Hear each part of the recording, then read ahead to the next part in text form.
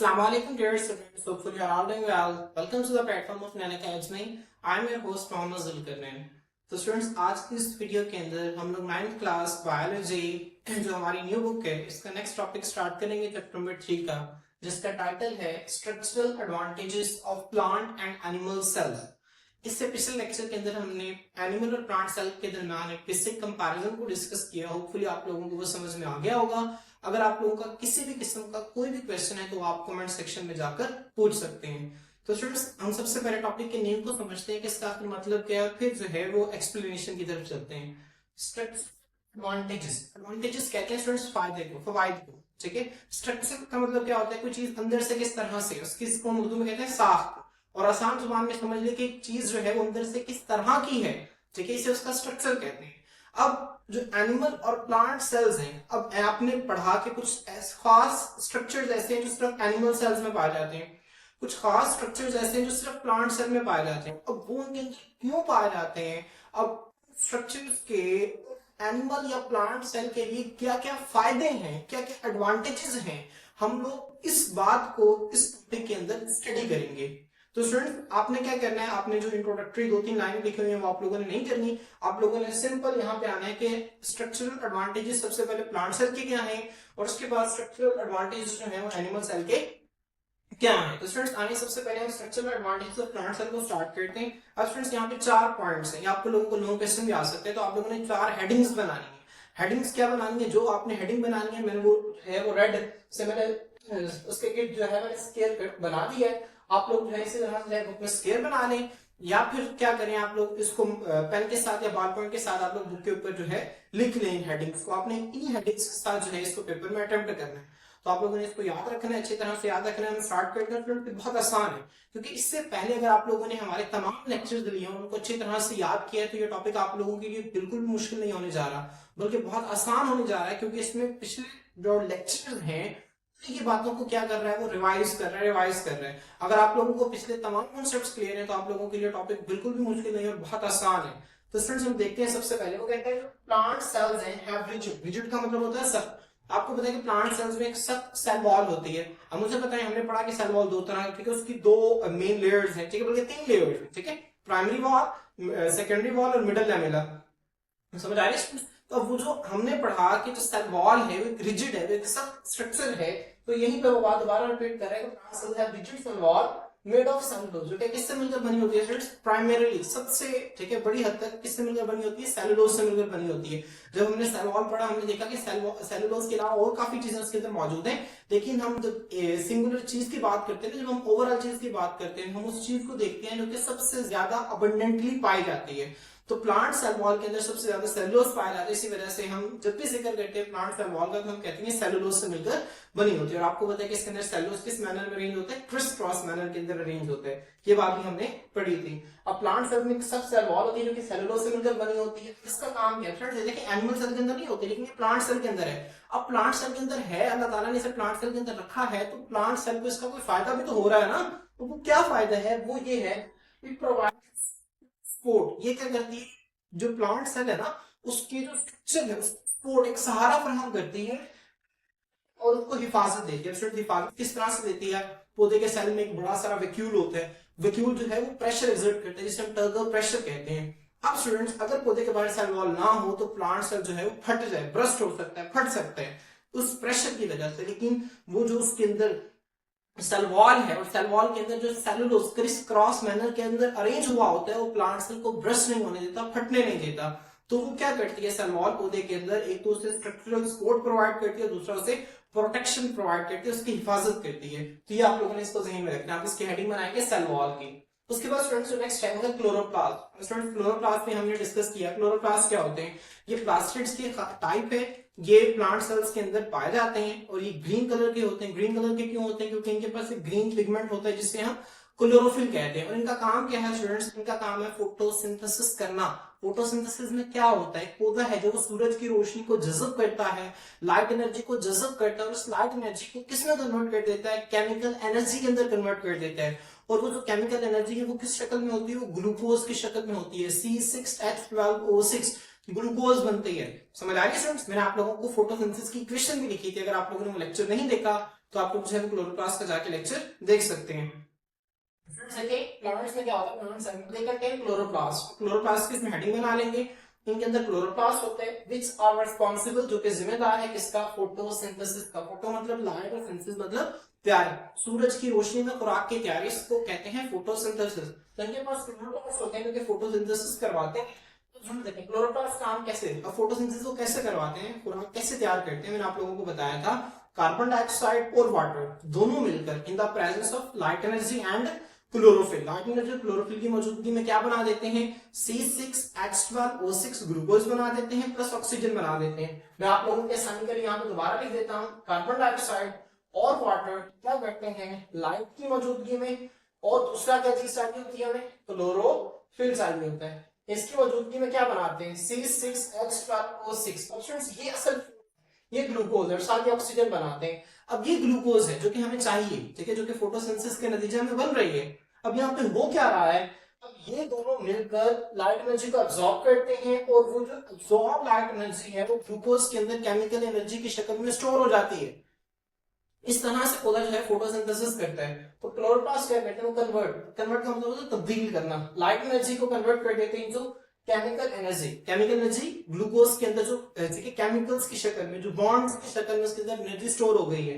Allowing plants, allowing मतलब होता है इजाजत देना, अलोइंग प्लांट्स को बनाते हैं टू प्रोड्यूस फूड, की वो खुराक को पैदा कर सके। जाहिर सी बात है जब पौधे के अंदर ग्लूकोज बनेगी, फोटोसिंथेसिस बनेगी, तो वो असल में वो जो ग्लूकोज बन रही है वो फूड ही तो है, वो फूड ही तो है ना, जिसको हम जो है फिर हम खाते हैं, फिर उस ग्लूकोज से हम खुद एनर्जी हासिल करते हैं।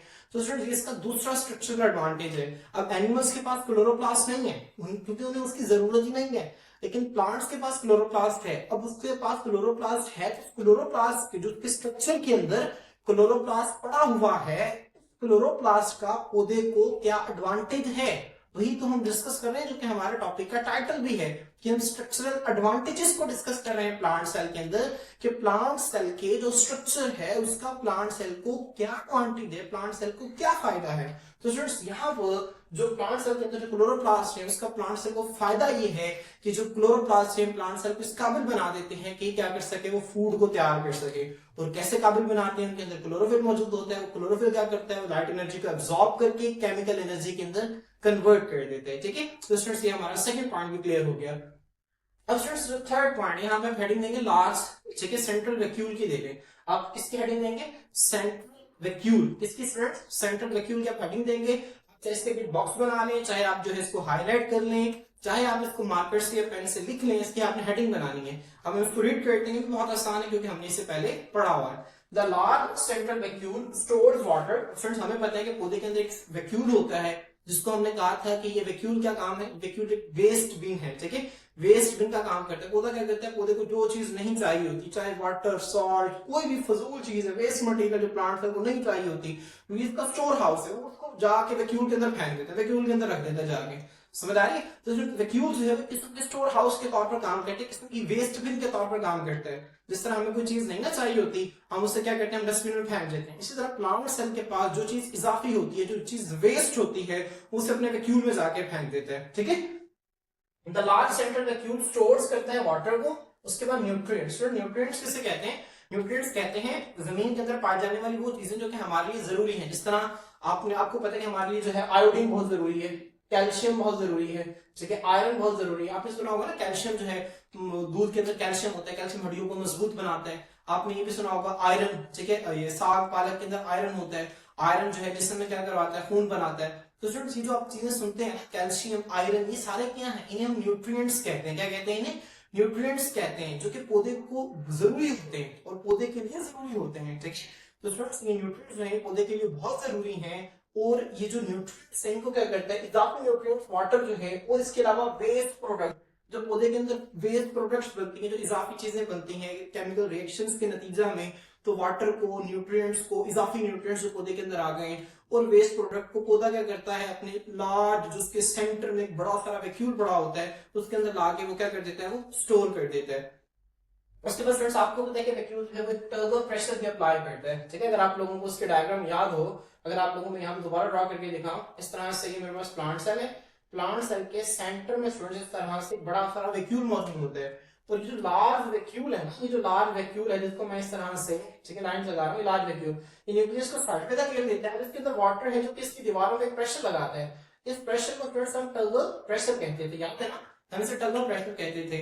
और फ्रेंड्स ये जो टर्बल प्रेशर है ना, ये प्लांट सेल को टर्जिड एक सख्त रखता है, हार्ड रखता है और उसकी शेप को मेंटेन करता है। उसकी शेप को क्या करते हैं, मेंटेन करते हैं, क्योंकि प्लांट सेल जो है मुसलसल टर्जिड होता है ना, तो उसकी पर्टिकुलर एक शेप होती है। जिसमें हम देखें ना, गुब्बारे के अंदर आप पानी भर लें और उसके अंदर पानी भर के आप रख दें, अब उसकी शेप मेंटेन रहेगी। लेकिन अगर आप क्या करें, उसमें से पानी निकाल दें तो गुब्बारे की कोई खास शेप नहीं रहेगी, आप उसकी शेप को चेंज कर सकते हैं। लेकिन अगर एक चीज जो है वो सख्त है, हार्ड है, तो उसकी वो अपनी शेप को मेंटेन रखेगी। जिस तरह देखिए बोर्ड मार्कर ये सख्त है, अब मैं इसकी शेप को इस तरह से चेंज नहीं कर सकता, मैं रखी रखूंगी इसे, इसकी शेप यही रहेगी, ठीक है। लेकिन अगर कोई चीज लिक्विड है, वो अपनी शेप, उसकी कोई फिक्स शेप नहीं होती, आप उसको ग्लास में डालेंगे, ग्लास बन जाएगा, ग्लास की शक्ल इख्तियार कर लेगी। आप उसे जो है वो जमीन पे फेंक देंगे तो बिखर जाएगी, तो उसकी कोई पर्टिकुलर शेप नहीं होगी। इसी तरह जब प्लांट सेल जब टर्जिड होगा तो खास किस्म की शेप होगी, और जो उसकी पर्टिकुलर शेप है उसको कौन मेंटेन करता है, उसको टर्बल प्रेशर मेंटेन करता है। तो वैक्यूल के पौधे को क्या क्या एडवांटेजेस है, वैक्यूल जो है ये plant central large vacuole animals में मौजूद नहीं होता, लेकिन ये प्लांट्स के अंदर मौजूद होता है। अब प्लांट्स के स्ट्रक्चर के अंदर जब ये पाया जा रहा है कि इसका पौधे को कोई एडवांटेजेस भी है, तो वो एडवांटेज क्या है, वो एडवांटेज ये है बच्चों कि ये जो वैक्यूल है, पौधा क्या करता है, वो अपने वाटर को, अपने न्यूट्रिएंट्स को, अपने वेस्ट को सबको इकट्ठा लाकर वैक्यूल में फेंक देता है। और दूसरा काम, जो वैक्यूल के अंदर बहुत ज्यादा होता है, टर्जिड स्ट्रक्चर होता है, वैक्यूल के अंदर पानी टर्गर प्रेशर एक्सर्ट कर रहा होता है, और वो जो टर्गर प्रेशर है ना, जो कि वैक्यूल के दीवार, वैक्यूल जो है वो सेल वॉल के ऊपर लगा रहा है, वो पौधे के सेल को टर्जिड बना देता है, सख्त बना देता है, हार्ड बना देता है। और ये जो हार्ड जब प्लांट सेल हो जाता है ना, तो उसकी शेप फिर चेंज नहीं होती, उसकी शेप मेंटेन रहती है। तो स्टूडेंट्स ये थर्ड पॉइंट है हमारा कि वो टर्गर प्रेशर प्रोवाइड करता है, दैट मेंटेन्स सेल शेप, क्योंकि सेल शेप को मेंटेन रखता है, बरकरार रखता है। तो स्टूडेंट्स उसके बाद लास्ट पॉइंट है, आपने हेडिंग देंगे प्लाज्मोडेस्माटा की। प्लाज्मोडेस्माटा जब हमने सेल वॉल पढ़ा था तो मैंने आप लोगों को प्लाज्मोडेस्माटा बताया था। प्लाज्मोडेस्माटा क्या होते हैं मैं आप लोगों को दोबारा बता देता हूँ। स्टूडेंट्स हमारे पास जितने भी पौधे के सेल्स हैं वो आपस में लिंक्ड होते हैं, जुड़े होते हैं। मैं आपको नीचे यहाँ डायग्राम में बता देता हूँ। स्टूडेंट्स ये देखिए, मेरे पास एक ये प्लांट सेल है, इसके बाद ये आगे दूसरे से जुड़ा हुआ है, फिर दूसरा आगे इस तरह से खास किस्म का रास्ता इससे तीसरे से जुड़ा हुआ है। अब ये आगे इस तरह से ना जुड़े हुए हैं सारे। और स्टूडेंट्स उनके दरमियान जो चैनल्स है, इनको चैनल्स को उर्दू में मतलब होता है रास्ता। अभी जो चैनल्स हैं, जो रास्ते हैं जो कि एक सेल को दूसरे सेल के साथ जोड़ रहे हैं, इनकी सेल वॉल्स आपस में कनेक्टेड होती है। यहाँ पर इस पॉइंट पर अगर मैं आपको यहाँ पर थोड़ा सा बड़ा करके यहाँ पे अगर मैं आप लोगों को दिखाऊं, एक सेल ये है, ठीक है, और स्टूडेंट्स दूसरा सेल जो है वो ये है, ठीक है। अभी देखें इनकी सेल वॉल जो है आपस में किस तरह से कनेक्टेड है, इस तरह आगे। अब ये इनके दरमियान जो रास्ता है जो कि इन दोनों को क्या कर रहा है, जोड़ के रख रहा है, ये जो चैनल है इसे प्लाज्मोडेस्माटा कहते हैं, ठीक है। अब students plants cell are interconnected. Interconnected का मतलब होता है, कनेक्ट का मतलब होता है जुड़े हुए होना, इंटरकनेक्टेड का मतलब होता है आपस में जुड़े हुए होना। जो प्लांट सेल जो आपस में जुड़े हुए होते हैं किसके जरिए, प्लाज्मोडेस्माटा के जरिए। अब प्लाज्मोडेस्माटा का को कोमा लगा रहा है, जब कोमा आ रहा है ना उसके बाद इसका मतलब उसके आगे जो लिखा हुआ उसकी डेफिनेशन उसको एक्सप्लेन कर रहा है। प्लाज्मोडेस्माटा की आगे डेफिनेशन लिखी है वो क्या है, द चैनल्स। चैनल्स कहते हैं रास्तों को, ठीक है। प्लाज्मोडेस्माटा की आगे डेफिनेशन लिखी हुई है, आप चाहे ये लिख लें, चाहे आप स्पेशल डेफिनेशन जो हमने पढ़ी है वो भी लिख सकते हैं, ठीक है। लाजमी नहीं कि आपने इसी लाइन को इसी तरह से रट्टा लगाना है, ठीक है। आप लोगों के पास कोई कॉन्सेप्ट नाम की भी चीज है, आप लोगों ने जो पहले डेफिनेशन पढ़ी आप लोग सिर्फ यहाँ पर वो भी लिख सकते हैं, plants are interconnected by plasmodesmata, ठीक है। आप इसकी डेफिनेशन भी लिख दें, अगर वो आप लोगों ने नहीं लिखी तो आप ये भी लिख सकते हैं। चैनल्स रास्ते हैं, डायरेक्ट अलाउ, अलाउ का मतलब होता है इजाजत देना, डायरेक्ट कम्युनिकेशन। डायरेक्ट कम्युनिकेशन का मतलब होता है सिर्फ बराह रास्त, जिस तरह से मेरे सामने एक बंदा खड़ा हुआ है, ठीक है, अब मैं उससे डायरेक्ट कम्युनिकेट कर रहा हूँ, मेरे सामने खड़ा है, ठीक है। अब लेकिन एक बंदा जो है फर्ज करें कि वो बाहर है, मैं उसके दरमियान में कोई आदमी है, फर्ज करें मैं हूं, मेरे दरमियान में एक और लड़का है और उससे साइड पर एक और लड़का खड़ा है, मैं दरमियान वाले बंदे के थ्रू उसके साथ कम्युनिकेट कर रहा हूँ। इसे कहते हैं इनडायरेक्ट कम्युनिकेशन। मतलब मैं उसके साथ डायरेक्ट नहीं हूँ, इनडायरेक्ट किसी चीज के जरिए लिंक्ड हूँ, इनडायरेक्ट कम्युनिकेशन है। लेकिन अगर वो मेरे सामने खड़ा है, मैं उससे डायरेक्ट बात कर रहा हूँ, तो ये डायरेक्ट कम्युनिकेशन है। तो ये प्लाज्मोडेस्माटा क्या करते हैं, दो सेल्स को आपस में एक दूसरे के सामने ला के खड़ा कर देते हैं, ठीक है, दोनों सेल्स को मिला देते हैं, इंटरकनेक्ट कर देते हैं। तो दो सेल्स जो हैं इन दोनों के दरमियान डायरेक्ट कम्युनिकेशन एस्टैब्लिश हो जाती है,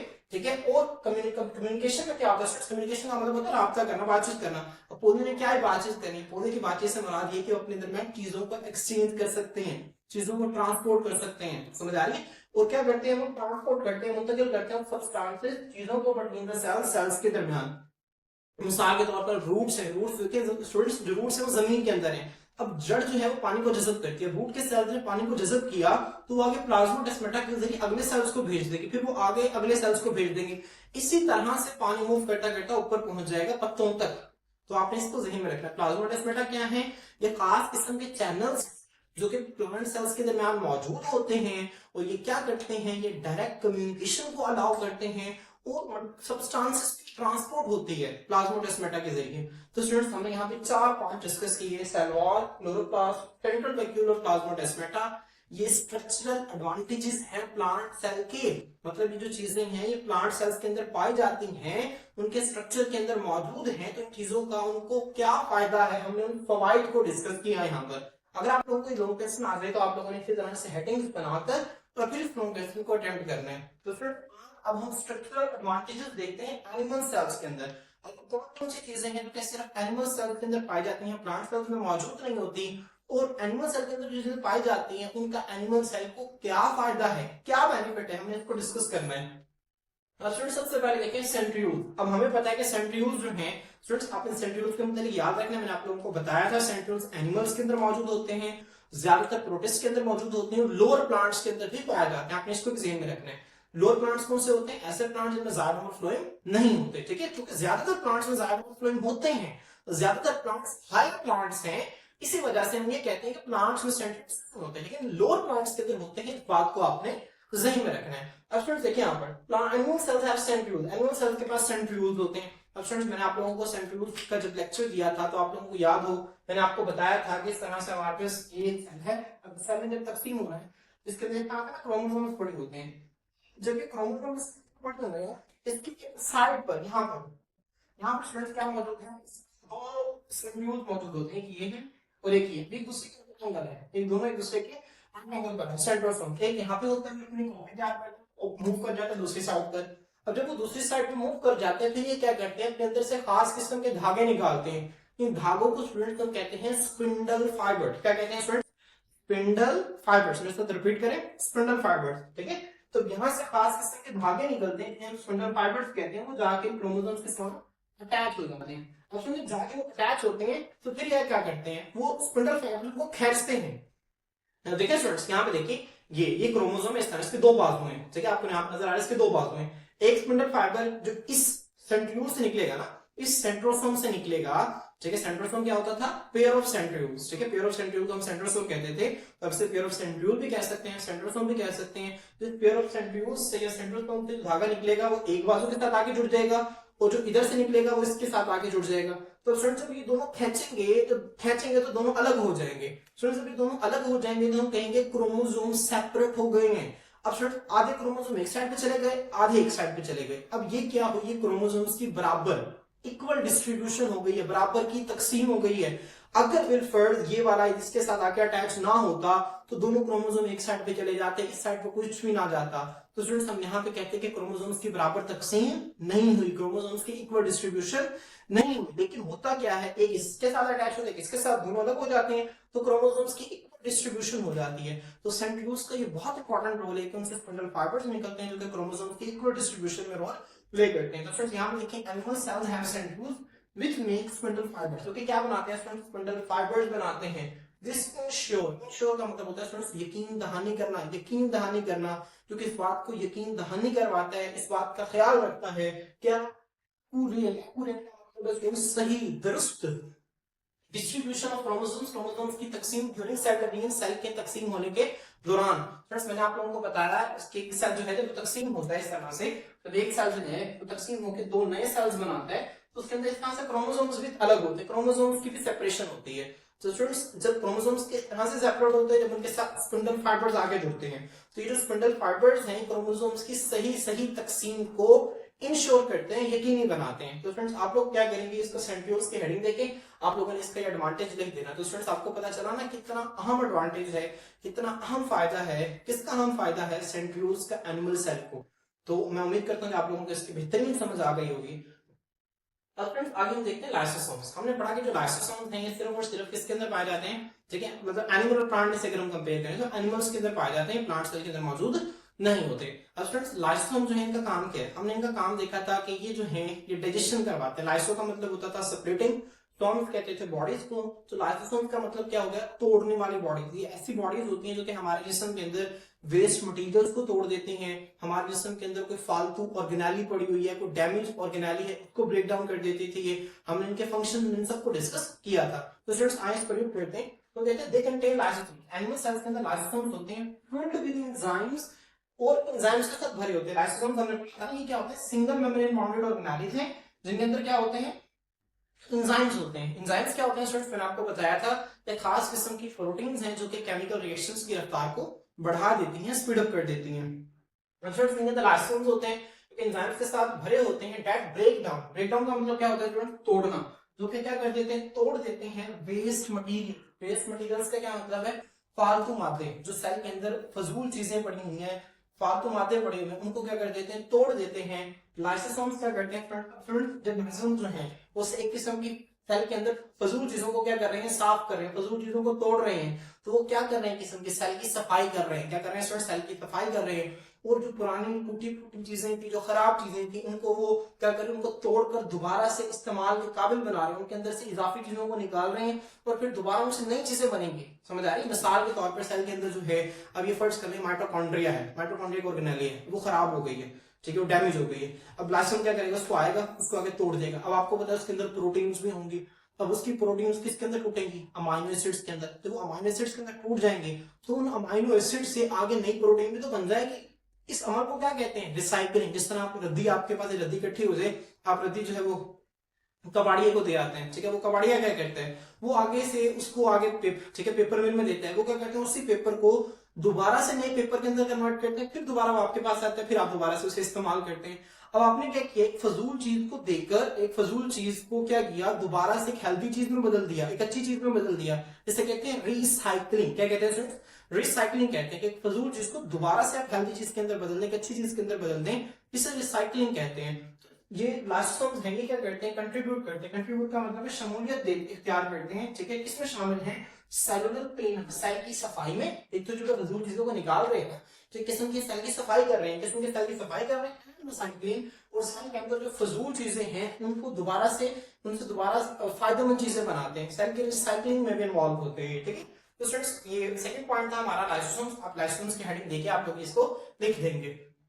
उसके बाद स्टूडेंट्स थर्ड पॉइंट है सिलिया एंड फ्लैजेला। अब सिलिया और फ्लैजेला की हेडिंग देंगे, फिर आप इस पॉइंट को लिखेंगे। अब सिलिया और फ्लैजेला जो है हमने डिस्कस किया कि सिलिया और फ्लैजेला क्या होता है। ये पौधे के अंदर, एनिमल सेल के अंदर, सॉरी, ठीक है, एनिमल सेल के अंदर क्या है, ये हेयर लाइक स्ट्रक्चर्स होते हैं। अगर छोटे हैं तो वो सिलिया है, अगर थोड़े से बड़े हैं तो वो क्या है, फ्लैजेला है, जो कि मूवमेंट के अंदर हेल्प आउट करते हैं, ठीक। किसमें हेल्प आउट करते हैं, मूवमेंट में। आप लोगों को अगर स्ट्रक्चर याद हो तो मैंने आपको बताया था कि सिलिया और फ्लैजेला का स्ट्रक्चर क्या होता है, 9 पेयर्स होते हैं माइक्रोट्यूब्यूल्स के सराउंडिंग में, और एक पेयर होता है सेंटर में। टोटल 20 माइक्रोट्यूब्यूल्स होते हैं, ठीक है। अगर आप लोगों को याद हो, ठीक है, तो आप लोगों को याद हो तो आप, अगर आप लोगों को याद नहीं है तो आप लोग दोबारा से लेक्चर को जाके सुन सकते हैं। तो स्टूडेंट्स यहाँ पे देखें क्या है, तो कहते हैं some animal cells have structures called cilia and flagella which are involve in movement. क्योंकि किसमें इन्वॉल्व होते हैं, मूवमेंट में इन्वॉल्व होते हैं, हरकत में इन्वॉल्व होते हैं, इसको हमें पता है। तो सिलिया और फ्लैजेला जो है मूवमेंट करवाते हैं। तो स्टूडेंट्स यहाँ पे देखें एग्जांपल उसने दिया आपके बुक के अंदर, वो क्या एग्जांपल है स्टूडेंट्स, एग्जांपल एक स्पर्म सेल्स फ्लैजेलम।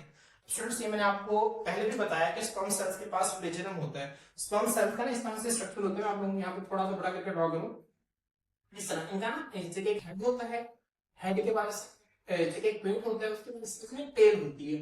ये किसका स्ट्रक्चर है, ये स्ट्रक्चर है। हमें पता है कि जालीदार कब बनता है, जब स्पर्म जो है वो एग के साथ मिलता है, तो इससे, ठीक है, स्पर्म एग के साथ मिलेगा तो उससे एक चीज बनेगी जिसे हम कहते हैं जाइगोट। याद है ना आपको, मैंने आप लोगों को बताया था जब हम चैप्टर नंबर 1 डिस्कस कर रहे थे, जब स्पर्म और एग दोनों मिलेंगे, दोनों मिलकर क्या बना देंगे, जाइगोट बना देंगे। और स्पर्म और एग का मिलना, इसे हम क्या कहते थे, ठीक है, वो अमल जिसमें स्पर्म और एग मिलते हैं, इसे फर्टिलाइजेशन कहते हैं। क्या कहते हैं स्टूडेंट्स, फर्टिलाइजेशन। तो आप लोगों को दोबारा बताना चाहिए कि जो स्पर्म है वो एग के साथ मिलेगा, इस अमल को फर्टिलाइजेशन कहते हैं। अब फ्रेंड्स होता क्या है, जो स्पर्म है जब वो एग के पास जाता है, तो एग के पास वो कैसे जाता है, वो मूव करके जाता है। मूवमेंट के लिए उसके पास क्या है, फ्लैजेला है। क्या है स्टूडेंट, फ्लैजेला है। अब यहां पे देखें स्पर्म्स हैं, स्पर्म सेल्स हैव फ्लैजेलम, उनके पास फ्लैजेलम होता है। प्रोपेल, प्रोपेल का मतलब होता है धकेलना। प्रोपेल का क्या मतलब होता है, धकेलना, ठीक है। कैसे धकेलना फ्रेंड्स, मिसाल के तौर पर एक चीज जो है आप पड़ी हुई है, यहाँ पे पड़ी है, मैं इसको धकेल रहा हूँ, प्रोपेल कर रहा हूँ, उस पर फोर्स लगा रहा हूँ पीछे से कि आगे मूव करे, मैं इसे प्रोपेल कर रहा हूँ। इस तरह जो स्पर्म है ना, वो इस तरह रुका हुआ, उसके पीछे फ्लैजेलम है। जब वो इस तरह से मूव करता है तो एक सेल को उसे क्या करता है, प्रोपेल करता है। क्या करता है, प्रोपेल करता है, उसे आगे की तरफ मूव करवाता है, आगे की तरफ धकेलता है उसे। तो जब ये जो फ्लैजेलम है मूव करता है तो आगे की तरफ मूव करता है, कि जो फ्लैजेलम है उसे प्रोपेल करता है, आगे की तरफ धकेलता है, that propels them toward egg, जो कि उन्हें की तरफ क्या करता है, प्रोपेल करता है, ठीक है, फॉर फर्टिलाइजेशन। फर्टिलाइजेशन का क्या मतलब है, ताकि स्पर्म जो है वह के साथ जाके मिल जाए और जाइगोट बना दे। तो फ्रेंड्स मैं उम्मीद करता हूं कि आपको सीलिया फ्लैजेला की भी अच्छी समझ आ गई होगी। इसके बाद फ्रेंड्स लास्ट हमारा पॉइंट है, आपको हेडिंग बनाना है लैक ऑफ सेल वॉल। किसके हेडिंग बनाओगे, लैक ऑफ सेल वॉल की, ठीक है। इस तरह से हेडिंग बना लेंगे बुक के ऊपर, लैक ऑफ सेल वॉल।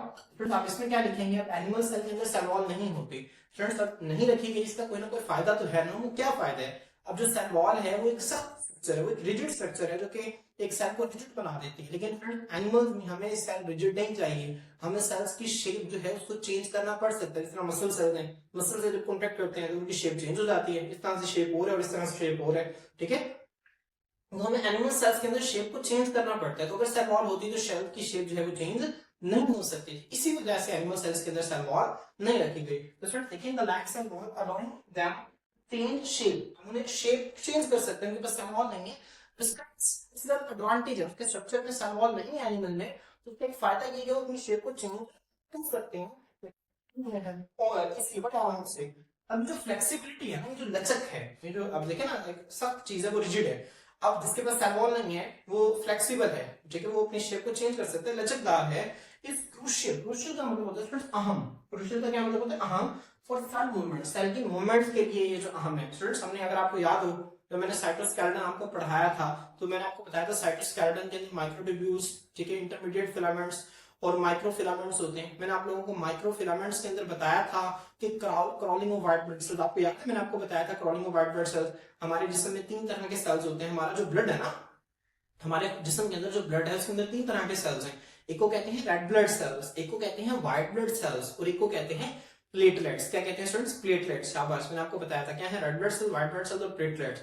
अब स्टूडेंट्स उनमें से जो व्हाइट ब्लड सेल्स है, मैंने आपको कहा था हमारे जिस्म की एक आर्मी है, हमारे जिस्म की आर्मी है जिसने हमारे जिस्म में आने वाले दुश्मन को खत्म करना है।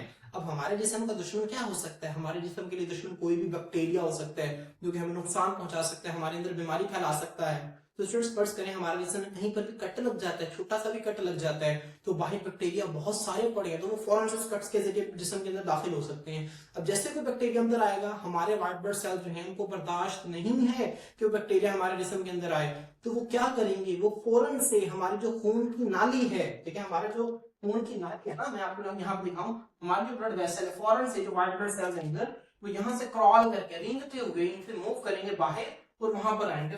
मूवमेंट के लिए जो फ्लेक्सिबल चीज ज्यादा आसानी से मूव कर सकती है, क्योंकि जो ब्लड वेसल है ना उसकी दीवारें बहुत बारीक है।